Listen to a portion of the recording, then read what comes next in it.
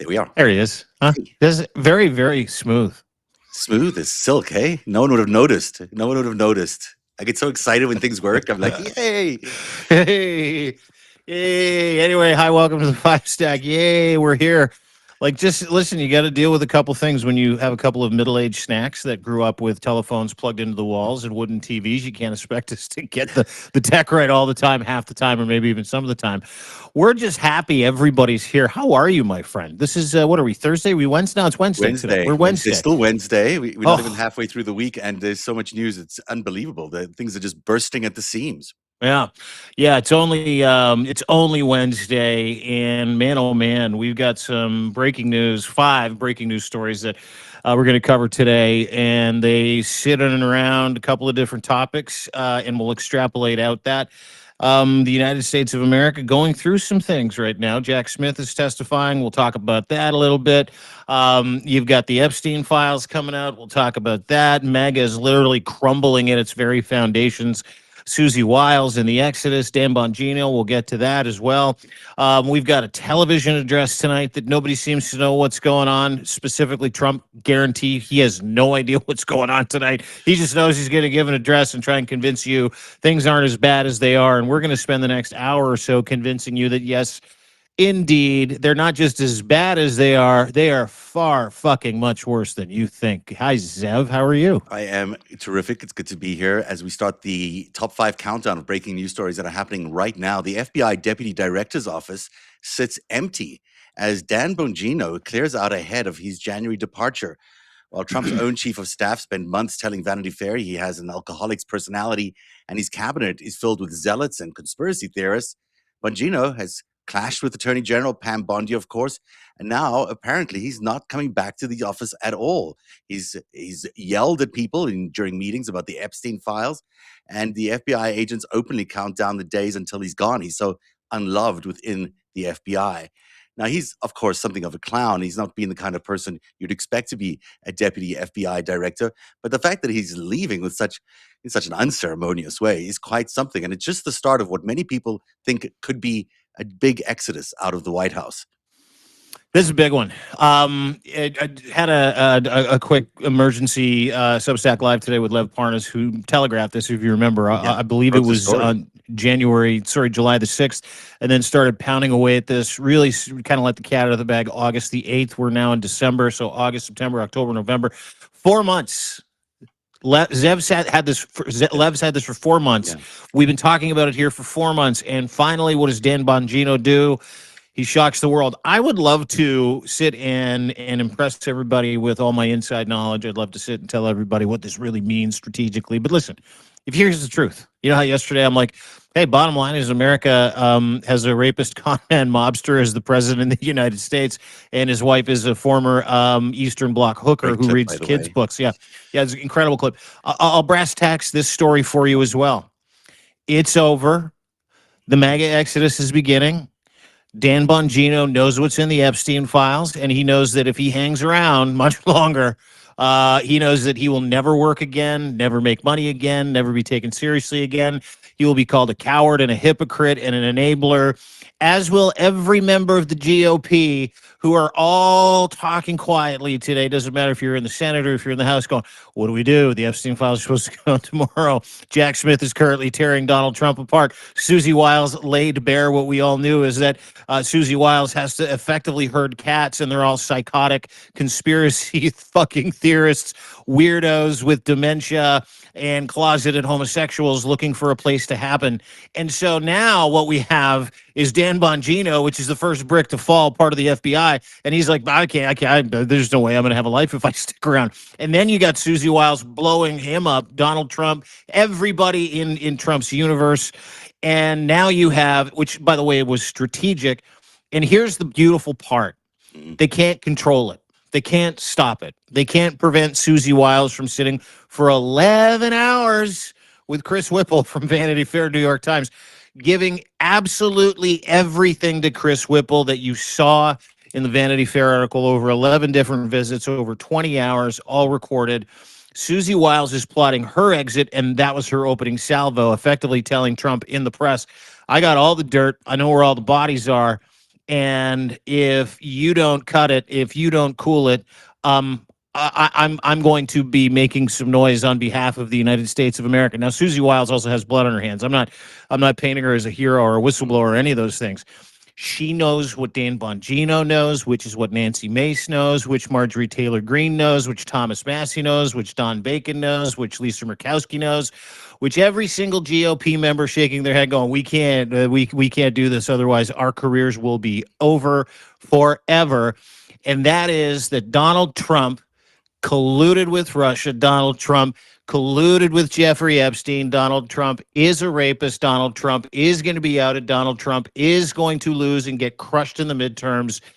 And the rats are fleeing the ship. How is that for an opening thesis? That's incredibly interesting and probably very accurate. Did you actually say that Bongino was taken seriously before? Because, I mean, there's not a shred of seriousness in this person who landed up he with was taken seriously in that MAGA QAnon Epstein files, deep state bullshit. Right. Those he will never be taken seriously by that community. And that community is the only community Dan Bongino has to go to when this is done, because they're all going to get wiped out. I will say, so in his defense, he's trying to protect his revenue income, right? He's trying to protect his future. He's being principled here, unbelievably so. I mean, not that he's a very, very principled guy, but he is being principled. At least he's resigning because he's in objection to the Epstein files. That seems to be the context behind all of it. Unlike Kash Patel, who equally unserious, equally pathetic, equally terrible at his job, who's not resigning, he's trying to hold on to his job, doing a podcast with his girlfriend yesterday, while there's a manhunt going on at Brown University. Did you see that? Did you see that podcast? Him and his girlfriend on the Katie Miller podcast. Yeah. This is this man needs to go, obviously, but he's hanging on for dear life and wants to hang on. He takes his job quite seriously, meaning he's okay with the cover up that's coming for Jeffrey Epstein. Bongino, on the other hand, has shown some ethical guidelines here, and he's willing to walk away from the job. He'll not be missed because he's a terrible FBI deputy director. The FBI will be in a much better place once both of these two men have left. But are you telling me that Dan Bongino, as a podcaster, was not qualified to be the deputy law enforcement expert at the FBI? Yes, sir. Zero. I mean, he had some qualification, I believe. He was part of the Secret Service for like a minute, but beyond that, no, it doesn't deserve to be. None of these people in any of these positions. Did you see that portrait in Vanity Fair? It was just a portrait in incompetence. Every single person around that table could not do their job. And that man, Steve Miller, but he's attempted looking, did you see that? He's trying to look cool. He's trying to look cool. He's got this pose that he does. The junkyard dogs. Listen, I'll tell you something too about Steve Miller and every one of the people that were in that photograph trying to look powerful. Yeah. Two things.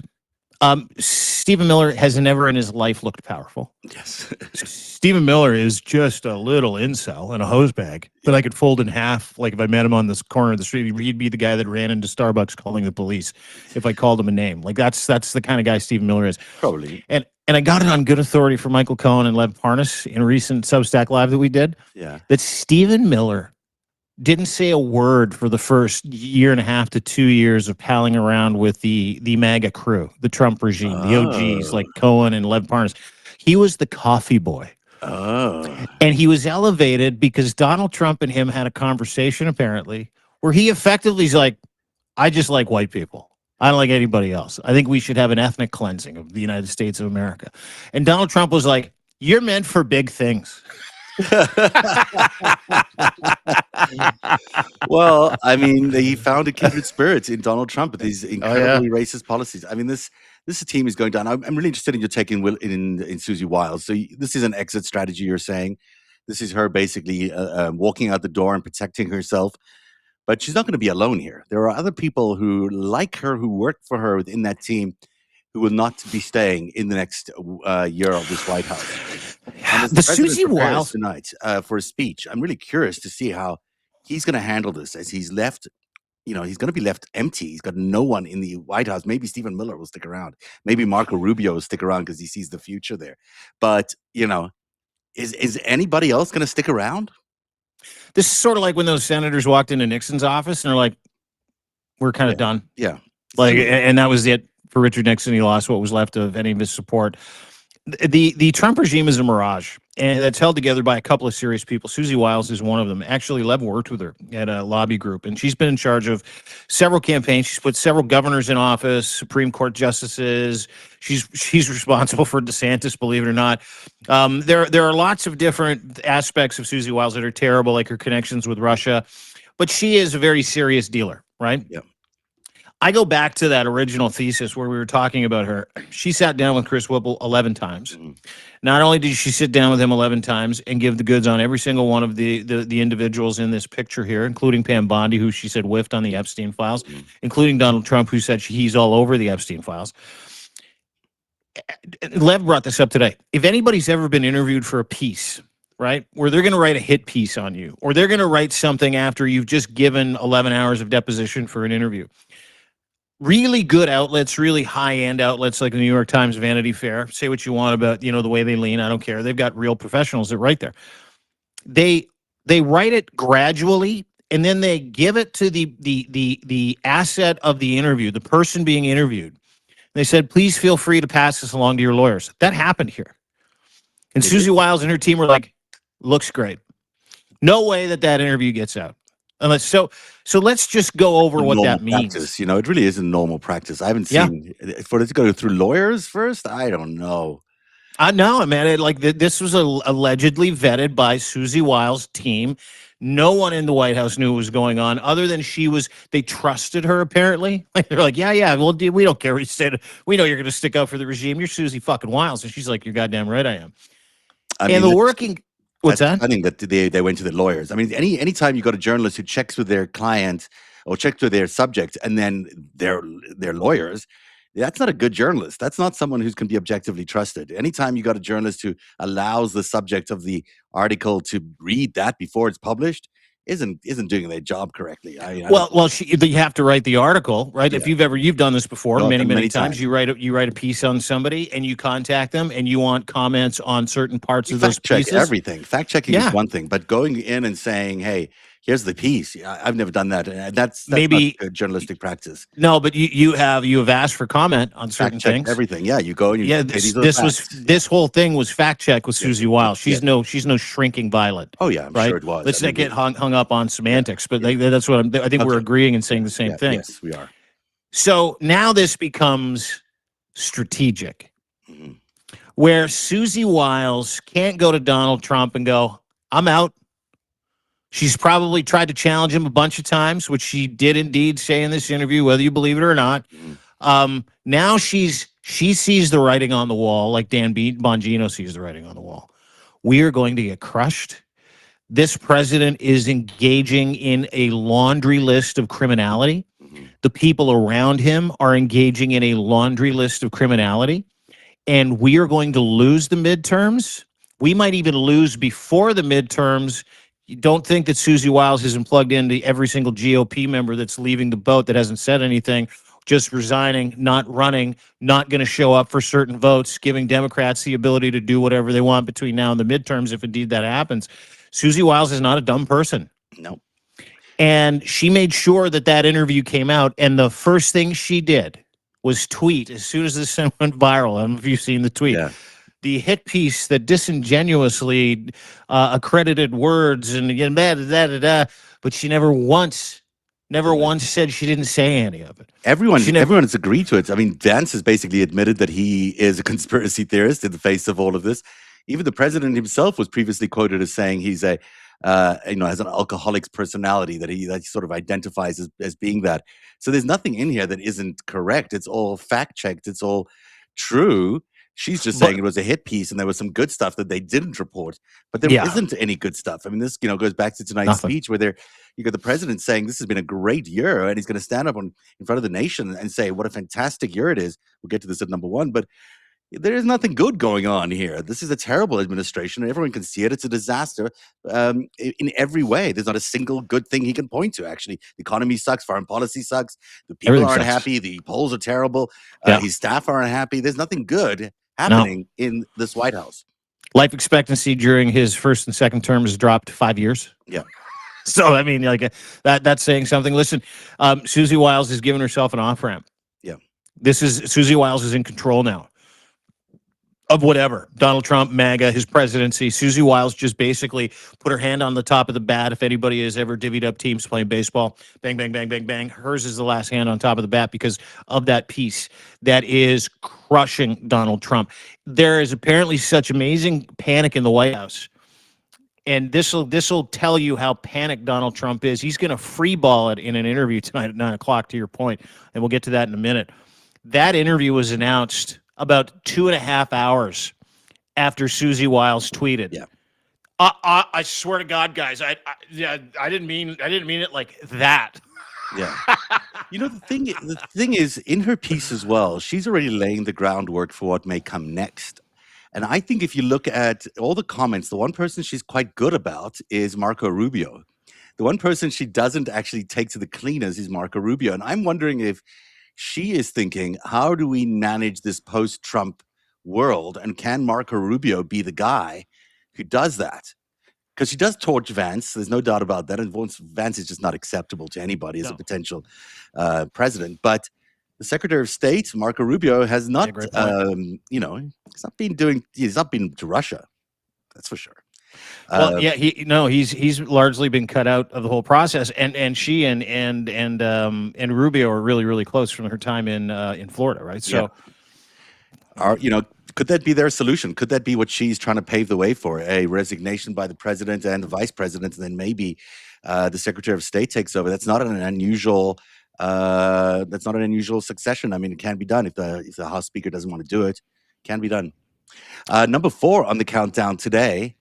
Anne Applebaum's devastating Atlantic analysis calls Trump's national security strategy a suicide note that refuses to name Russia, China, or Iran as threats while identifying one enemy, European liberal democracy itself. It's a great article. I don't know if you've read it. It's fantastic. The Atlantic does amazing work, and Applebaum does amazing work, but this one really stands out. She basically says that the document aims to help illiberal forces in Hungary, Poland, Italy, and Austria break up the EU using language about European civilizational erasure that former Swedish Prime Minister Carl Bildt says is to the right of the extreme right. Now, we've spoken about this thing. We broke the story when it happened, but this article by Anne is particularly noteworthy, and it's getting a lot of attention online. I'll give you some quotes here so you have some context in terms of what she said. She says, the national security strategy is not really a strategy document. It's a suicide note. She goes on to say, the one genuinely new, truly radical element, absolute refusal to acknowledge the existence of enemies or to name any countries that might wish America ill. The authors focus on one enemy ideology, not Chinese communism, not Russian autocracy or Islamic extremism, but their only enemy, European liberal democracy. And then unilateral disarmament is now official policy. The United States declared it would no longer oppose Russian influence campaigns, Chinese manipulation, or Iranian extremist recruitment. And a final quote for you here. The security strategy talks about Europe being on the verge of civilization erasure, language Carl Bildt called, we just mentioned that already. So you've got those three, those key notes from this address. Now, we know all this. We've been talking about this for a long time. But, this is now Anne Applebaum. This is the institutions beginning to speak about Trump's strategy being a suicide note. Strong language. When that first national security document came out, you and I were on the air and we brought it up, and it literally took over the show. I think it became one of those 5 stacks that turned into a 1 stack, if I'm not mistaken. Absolutely. Because we were both aghast by it, and then we got a day to go through it, 33 pages. And I think she's underselling it. It's not a divorce. It is a nuclear bomb dropping in the middle of every single relationship the United States and the democratic world has held dear for the past 80 to 85 years. The New World Order, the post-World War II security alliances that have been fought for, died for by hundreds of thousands of people over the past 8.5 decades. And what I read was we're switching teams in as much as a suicide note.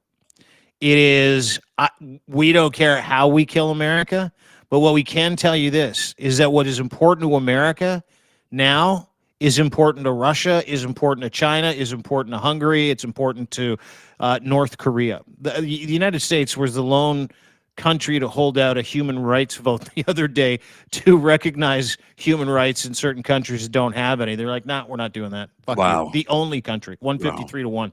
That was the vote.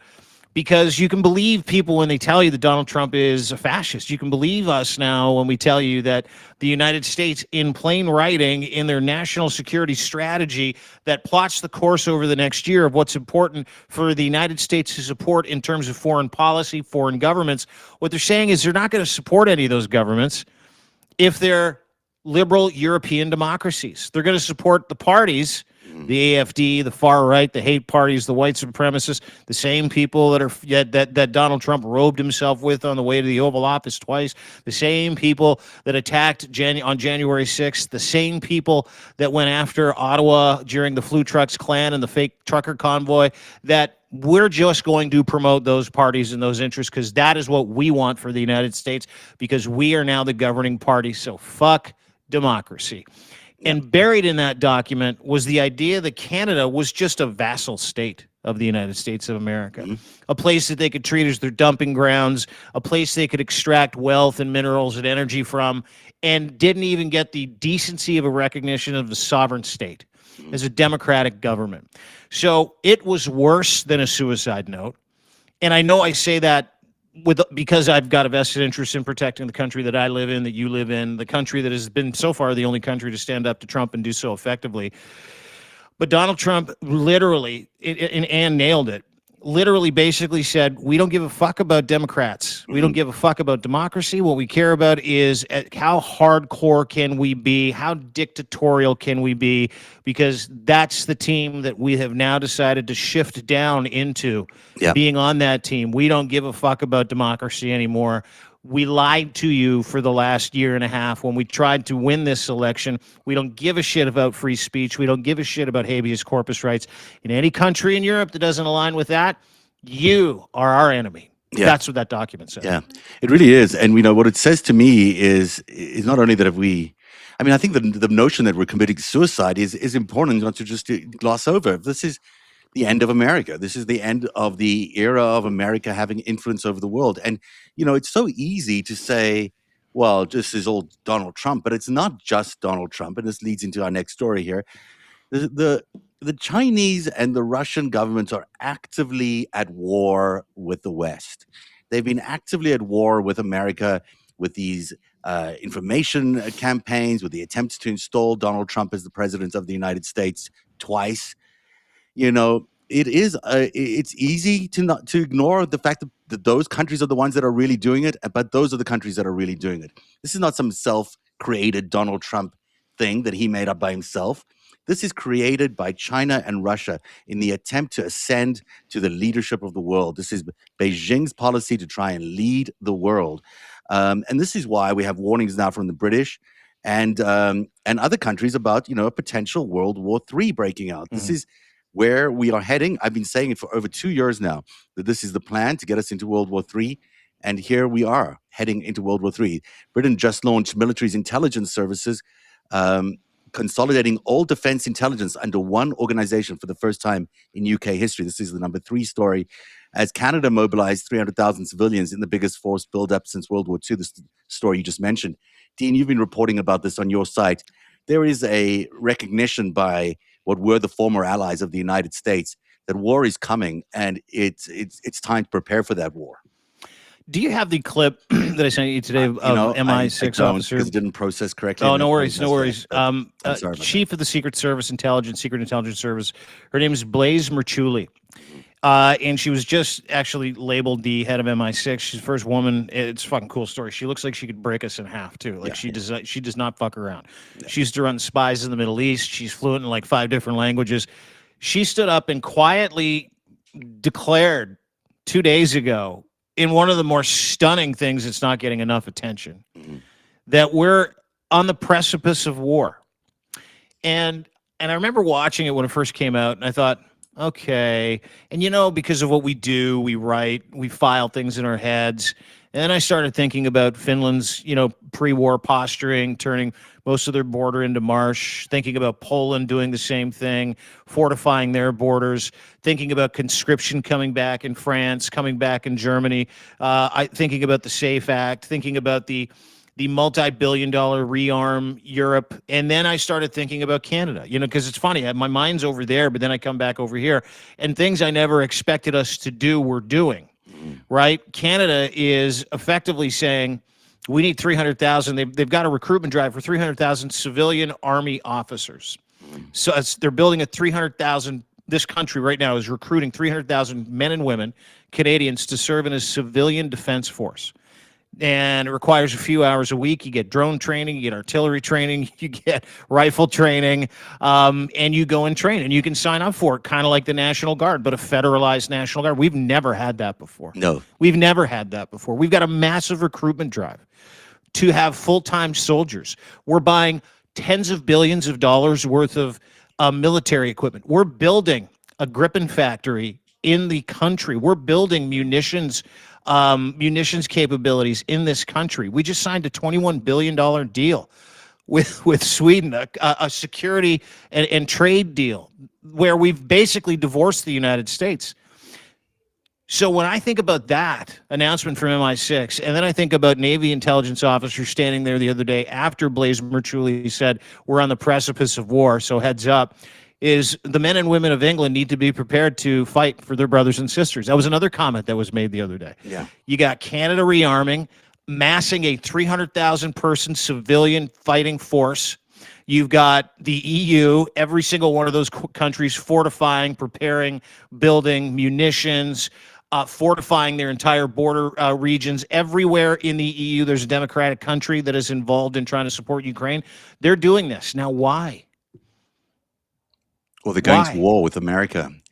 And this is the thing that every American needs to think about as they look over their dinner table tonight and they see their kids who might be called up to fight in a war that will be not the same war that America has ever fought before. It'll be a war for an autocrat, a war for a dictatorship, a war where you're fighting on behalf of a mad king who wants to basically destroy what American values were all about, who wants to take the core of the American Constitution and rip it to shreds and fight wars against countries that used to be our friends, wars against democracies that enshrine freedom of speech, that enshrine a right to vote, that enshrine human rights. He wants to go after those countries and turn them and America into something that looks like communist China and Russia. And that is the trajectory we are currently on with this presidency that's in the White House now. Even if it's not this president, I think anyone who represents that sort of MAGA brand of the GOP, because the GOP is basically owned by Russia, is taking us down this path of almost certain world war. Because what happens when you pull all your troops out of Ukraine? What happens when you pull all your troops out of Europe? Russia feels very emboldened. And Russia starts marching across all of Eastern Europe, all the way into Western Europe, and maybe across to Alaska through their new tunnel, and starts attacking Canada. And America joins in that fight. That is where we're heading. And it's naive to think otherwise. If you see what the playing cards are like and you see what's on the table, this is where we're heading. So America's got a decision to make right now, whether it wants to send the world over the cliff into a third world war or not. And next November is probably the only time that they'll be able to stop it, or before. But there is a urgency now to removing this presidency from power and removing the GOP from power that is not the same as the urgency that we felt last year or the year before, where he was just crazy. Now he's crazy to the point of nuclear Armageddon for the world. And we need to get rid of this man. So the urgency is there, and I hope Democrats, and particularly any Democrat leader, one of them, needs to stand up and realize that next November is a presidential election. The right coalition building right now can lead to the result that will bring peace to the world next November. And we need to work hard to build those alliances right now and deter these war-hungry countries and stop the potential of World War III. And we can only do it if someone stands up right now and takes that leadership role and starts uniting the center of this country against Donald Trump. So next November is a presidential election. Yeah, well said. It absolutely is. I mean, every special election is a presidential election. Yeah. Doesn't matter. Every election, anytime you can vote for the person who isn't in support of the fascist dictator, president of the United States, rapist, felon, pedophile, president of the United States, it's a good day. Something happened in Kentucky yesterday. A special election saw a Democrat win a seat that has never been won by a Democrat by 42%. I think the Democrats had won it by, but just a small, like it was maybe 5%. 5%. And now there was like a 75% win. 45% over his opponent. Yeah. I mean, it's pretty remarkable when you've got, this is in Kentucky. I mean, a liberal part of Kentucky, I get that, but there's no Republican base anymore. It's fallen down to, the low 20s, probably realistically. I mean, it's polling higher than that, but I don't see it really existing. Well, and speaks to the importance of this stupid fucking press conference he's having tonight. He's now blockading Venezuela, and then sent a letter last week to the EU. Like it's an act of war to blockade a country. According to the international war historians, it's an act of fucking war. So he's basically declaring war on Venezuela without going in. The king of taco, Trump, doing another taco thing again. He's like, we're getting closer. We're getting closer. We're going to blockade. He's blockading him right now. Because he can do a war thing like that, but he can't. He's got the military won't support any offensive on the ground in Venezuela. I just don't see them doing it. Tomorrow there'll be a vote in the Senate, I believe, or maybe it's the House, where they'll be voting against any attempt to invade Venezuela. So he's getting blocked internally by the Congress as well. That's why he's such a limp president, but he's still the president. And tonight his address it was meant to be, I believe, it was meant to be a let's go to war with Venezuela address. And instead what he's getting is a pep rally that he's going to try and do on a fictional good year that he's had. That it's and listen, everything that comes out of his mouth tonight is going to be a lie. But I need everybody to be prepared for the angriest this prick has ever been tonight. We'll get to it in a minute. But back to your point, the letter that he sent out, like we're back on the precipice of war. The letter that he sent to the EU was, we're out of here by 2027. We're going to bring all of our hardware back to America. So once again, I would ask you, why? Who's he going after? That's the question. Yeah. That's the question now. So it not only creates a vacuum in Europe, and again speaks to the importance of getting him the fuck out of the office as soon as humanly possible. But there's a lot at stake here, and what these countries are not telling us when they tell us we're on the precipice of war, kind of, is that they know way more than us. And much like you can't run into a movie theater and scream fire because people get trampled to death, they're quietly leaking out that this is that serious. Every single major EU country, Canada, the Coalition of the Willing, they are all telling, their people, slowly prepare civilization for some type of inevitable incursion, whether it be digital, whether it be physical, whether it be aerial, whether it be AI, whatever it is.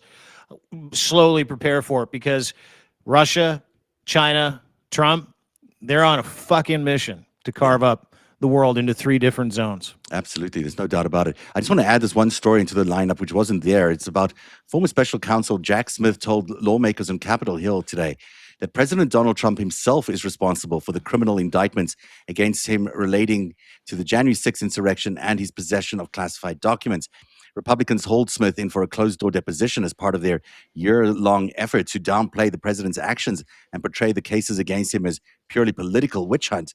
But he said, the decision to bring charges against President Trump was mine, but the basis for those charges rests entirely with President Trump and his actions, as alleged in the indictments returned by the grand juries in 2 different districts. Big deal. Yeah. Jack Smith torched him today behind closed doors. It was one of the stories I was trying to follow while I was running around running errands this afternoon. Before I came back to jump into the FiveStack chair, I was furiously, like, I'm sitting in the Home Depot parking lot. I'm like, Jack Smith, wait. Oh, Jack Smith put the wood to Donald Trump. Jack Smith uncovered Donald Trump. Jack Smith slowly, systematically, confidently, concisely told the truth with evidentiary proof that Donald Trump not only stole classified records, Donald Trump also started, planned, and helped fund the insurrection. Donald Trump tried desperately to turn over the election with his fake elector scam, and he has proof, and he showed proof today, and allegedly the room was aghast. Yeah, this is what he said. One of those things where it's like, I had no idea it was this bad. But that came from the GOP side. The Democrats on the other side, where they were listening to this committee testimony from Jack Smith, they're like, we already know this.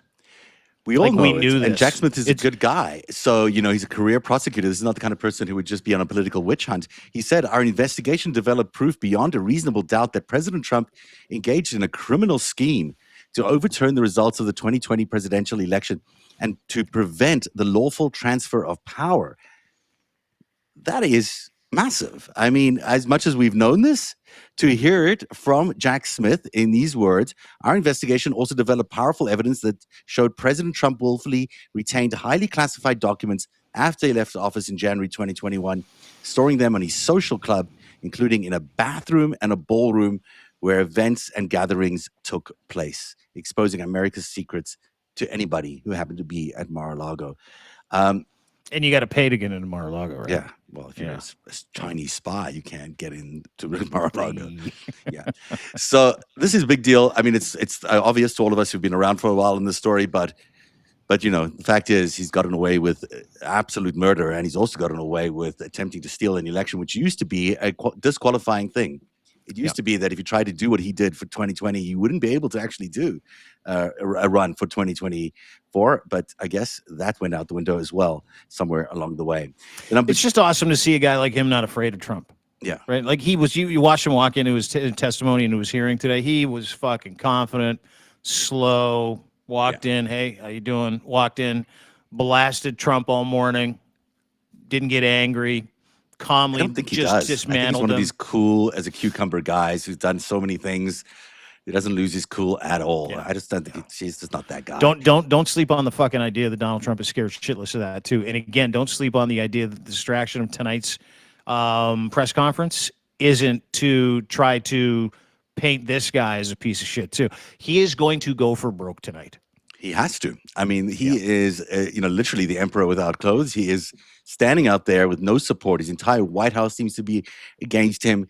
He's got criminal prosecutors, confessing that they've got evidence to all this criminal activity that he's been involved in. The world literally hates him because he's threatening to go to war with everybody. And he's, some very serious analysts are calling it a suicide note for America that he's the president. Boy, he's got a lot to work against today and see if he can spin it in a good way.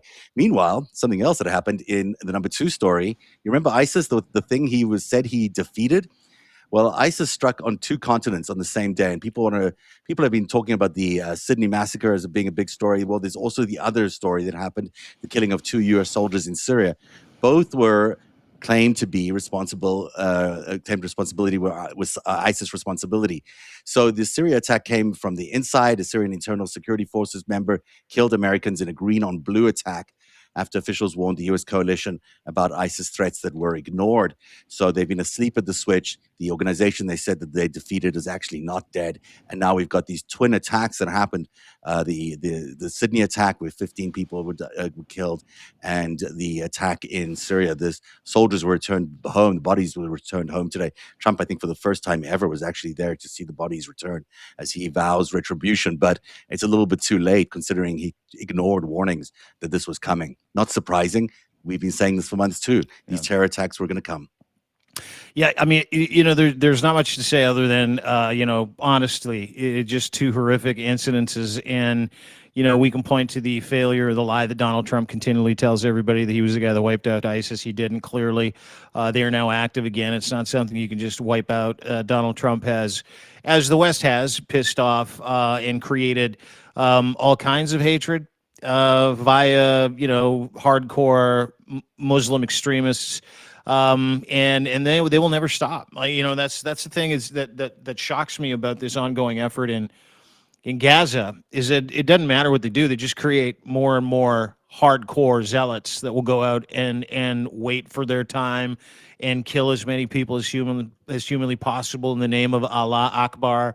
That is what they live for. That is their mission in life. It's to get to heaven with 72 virgins or 24 virgins. I don't know how many, but I know you get virgins if you go ahead and you act as a martyr and you kill someone who's antithetical to that Muslim extremist faith, which is a cult. Donald Trump never ended ISIS. Like, Donald Trump never ended the war in Gaza. Like, Donald Trump never ended a war between Thailand and Cambodia, never ended the war between Rwanda and the Congo. And you're literally seeing the manifestation of all of those lies in every one of these tragedies, every one of these wars. And every time he stands up there and calls himself, the peacetime president, every time he tries to pimp himself for some kind of new peace award, we get another tragedy that reminds us that he's so full of shit and that he's not doing anything about it. And he's also not fucking interested in doing anything about it other than using those tragedies, along with his friends like Netanyahu, to continually get more power, to continually threaten people, groups of people. And I was reminded of that today when I read the piece about the soldiers in Syria that were killed, is that he didn't say a word about that when it happened. Not for like 2-3 days. I asked him, he's like, I don't know much about it. No, he's out there trying to cover himself today by being there when the bodies return. Look, here's the thing about ISIS. ISIS is a creation. It's a proxy army created by Russia, created by Turkey. It's all about getting oil out of the oil fields in the Middle East. It's all it was. It's like MAGA. It was an invention. It was an invention that brought a whole bunch of militants together and created a force that was going to be destabilizing to the Middle East, and it worked. And when it wasn't useful anymore to them, they let it quieten down. Now they might find the use to bring it back up again. And that's why ISIS is returning with these attacks. And it's the same bad guys on the other side. The Russian and the Chinese are funding all of this. So are the Turks to some extent. That's why, this is not really a surprise that ISIS is back. The number one story. As Trump prepares to address the nation tonight at 9 p.m. to celebrate a great year, quote unquote, that exists only in his head, approval is at 39%. His economic approval at 33%. 70% are saying the economy is poor. At the same time that all this is happening, there are four House Republicans who broke ranks to defy Speaker Johnson on the ASA subsidies. That is a very big deal. He's quoted now as saying, I just saw that he is not lost control of the House, which is something you say when you're losing control of the House, because otherwise you don't have to say it. I was shocked that Mike Lawler was one of those guys, by the way. Yeah, no, it's four moderate Republicans that are walking away from their GOP speaker in order to side with Democrats to call for this discharge petition for the ASA subsidies to continue. Now, I don't know if they got time to make this vote happen. Maybe they will today, maybe they will tomorrow, but they got to get it done. Will it get through the Senate? It's not likely. But the fact that there is a significant fracture in the House Republicans, again, is a big story. Yeah. This is why Donald Trump is doing this speech tonight, and it just continually adds up, and it's just going to continually add up. Started with Marjorie Taylor Greene, Nancy Mace, Lauren Boebert, and the Epstein victims. It is now steamrolled into Thomas Massie, another handful of much quieter GOP members. And now you've got four of these GOPers. Like, Mike Lawler shocked me because he has licked Trump's boots from the second he got into office the second time around. And should be ashamed of himself because he painted himself as a moderate. Well, today he did the moderate thing with three others, and he said, hey, we're going to vote with the Democrats, and we want to extend ACA subsidies so that our constituents don't lose health care. Yeah. Why would they do that?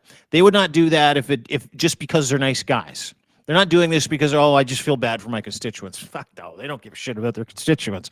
They're doing that because they're going to lose their seat. Exactly. If millions of their constituents lose their health care and access to health care, or if they price that health care premium to a point where they can't afford health care. And it is going to just further add fuel to the fire that they know is going to come for them during the midterms in November. Yeah.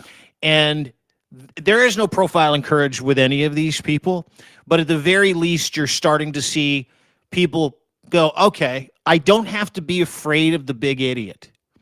I don't have to fear for my political life if I go against Donald Trump. If enough of us do this, and enough of them are, if they're not quitting, they're clearly, like Marjorie Taylor Greene answers, they're clearly showing disdain with his decision-making and going against what he wants them to do. You have to fear and him. This is a big fucking deal for a guy like Mike Johnson, too. This is effectively says to Mike Johnson, we can get rid of you, too. It's and another all four vote of these no guys confidence. think Mike Johnson is feckless, by the way. So. Yeah, it's another vote of no confidence in the speaker, basically. We had one the other day with the Epstein vote, but they sort of all corralled against it. They changed their mind just before it happened, and they all voted in support of release of the papers because they knew it was coming. But this is different. This is four of them are standing up and saying in public, we're opposed to this guy. This guy has a razor thin majority in the House, and he's not holding on to it. He's got four of them now saying, you're not our speaker. We're siding with the Democrats.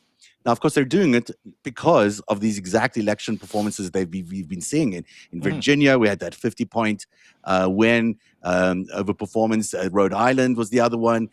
Tennessee. And now we're seeing Kentucky from yesterday. There's Georgia a couple of days ago. Yeah, there's just a lot of evidence that their MAGA is disappearing, and moderate MAGA supporters are not there. Independents are not supporting MAGA at all. So if you're a moderate Republican, you're fearing for your seat. So supporting Donald Trump and even support from Donald Trump could be the death knell of your political career next elections. It's the complete opposite of where we were a year ago. And this is what's happening. Now, 22 million people are going to be facing premiums that are double this January the 1st. That is astronomical for most people. To imagine your premiums doubling, and you're already dealing with healthcare issues or the like. And the economy is terrible.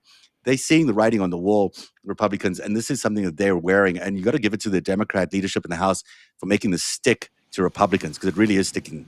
Yeah, no, it is. You know what? Listen, the tonight's speech is going to be a disaster. You are going to laugh. You're going to cry. You're going to turn around and look at other people that you're watching it with and go, "Did he just say that?" Yeah, because he is in so much fucking trouble.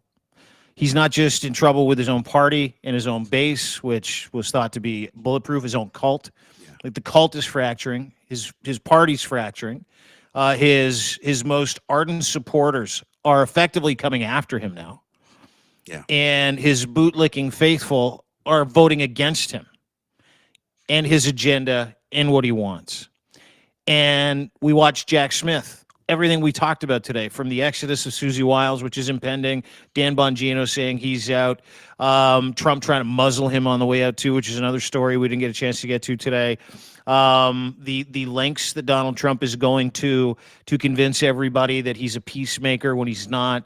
Everything that we've talked about today points to the fact that Donald Trump isn't just losing, he is getting crushed, and he's getting crushed under the weight of his own bullshit. He is an evil, unhealthy, angry fascist. He has dementia. He is a drug addict. He is a pedophile. He is a rapist. He is a sex trafficker. He is a liar. He is a thief. He is a con man. He is a mobster. He is a money launderer.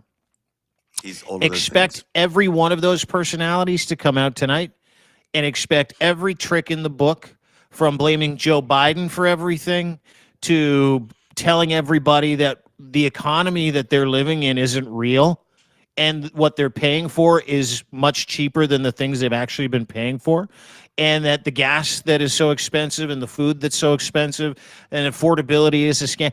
Expect all the crazy to come out tonight. Expect him to label countries and other people terrorists that he's afraid of. Expect him to be the very worst version of himself tonight, and expect a lot, and I mean a lot, of covering up of his bruised hand, because it looks like it is going to fall off any day now. I mean, he's been looking very, very weak, and you're so right to point that out. I mean, he's not really equipped, I don't think, to do this speech. I don't think he's got the capability, the physical capability to pull this off. And so what we're going to see is I got to wonder if Susie Wiles is okay with it, because she's like, let him burn himself. I mean, I think they must be. I mean, I wouldn't put this man live on television anywhere right now if I was them. I mean, he's not. He can't stay awake for an hour and a half in a cabinet meeting, and it's going to be 9 o'clock at night. That is fucking moon time for a guy who's 80. Although he likes the nighttime, he stays up and tweets all the time. So he likes to party. I mean, this is a real challenge. But I mean, America needs to see this. It's going to be like watching a train accident. It's going to be horrific. I can't wait. But you have to watch it, and you have to watch it with your eyes open. And Democrats need to start thinking about how they're going to play this game even more aggressively in terms of next November. I'm going to harp on this a lot in the coming weeks, I'm sure. We can replace this president next November, or any president next November, through the House. And I'm convinced of it. We need a deal maker to emerge amongst the Democrats who can strike a deal with the Republicans, moderate Republicans, these same people that are peeling away from Mike Johnson. Let's find a way for the Democrats to seize control of the House and to elect a speaker who can become the president. Others, we could be left with someone like Marco Rubio or Marjorie Taylor Greene. We don't want that. We don't want that. That's not the solution. Can you imagine President Marjorie Taylor Greene? I mean, that would be fucking awesome. It's possible. Anything's possible. That's the beauty of America.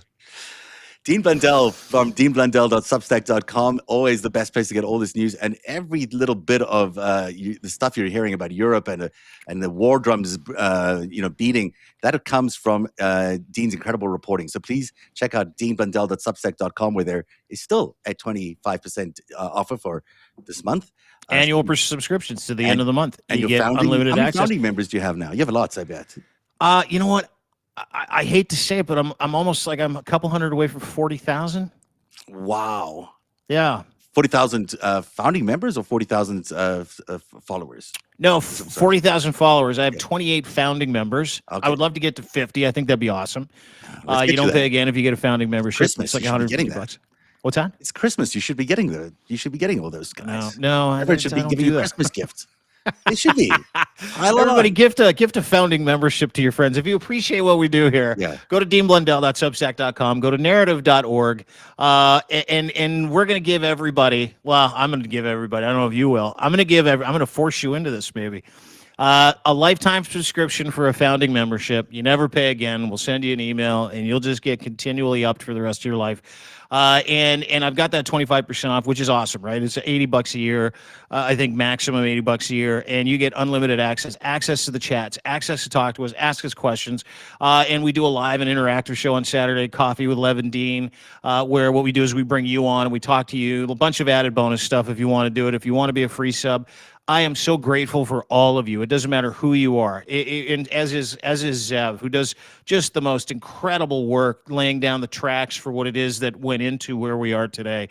And his greatest heist series. Everybody should go and check that out. Narrative.org. By the way, quick question.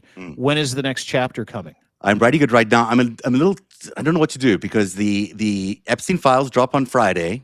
That's going to take a lot of attention, a lot of the wind out of the series. On the other hand, we're just getting to the good part of the Greatest Heist book too. We're just getting to the part where they're actually starting to rig the economy in 2008, and how Jeffrey Epstein collapses the economy, and we show you the mechanism that he built to do that.